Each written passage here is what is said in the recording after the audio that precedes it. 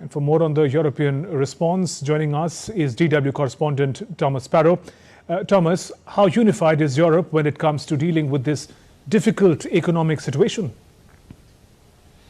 Europe, specifically the European Union, will obviously want to present a unified front, a unified response.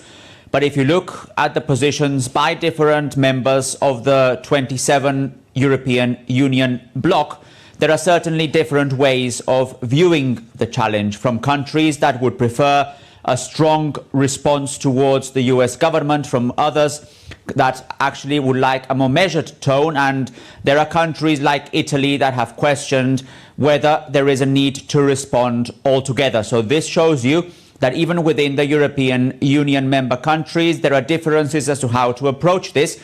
And the main dilemma, the main question that European leaders are trying to answer is how to make sure that on the one hand, they do present a unified response, while at the other hand, obviously protecting European Union interests, especially considering that the European Union economy is based to a large extent on free trade. So what European leaders basically don't want is to have a response that will ultimately affect the national economies here in Europe. Also, Thomas, 2 points. One, the impact on Europe of this trade war, and Germany announced historic new investments in infrastructure and defense. Could these be in danger if the economic clash worsens?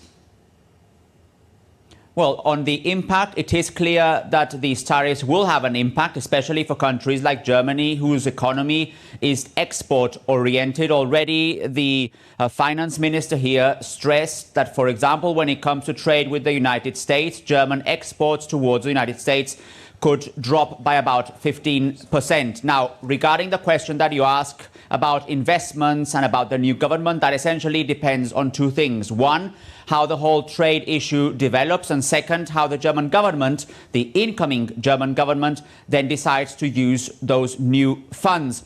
Only today, only a few minutes ago, the parties that are expected to form the new German government reached a coalition agreement, so it is probable that in the next few weeks, Germany will have finally government, and this is actually something that many in the country are hopeful, because what they want is Germany to have a strong voice and not a voice that is led by a caretaker government at a very difficult time, both internally and obviously also at the international level.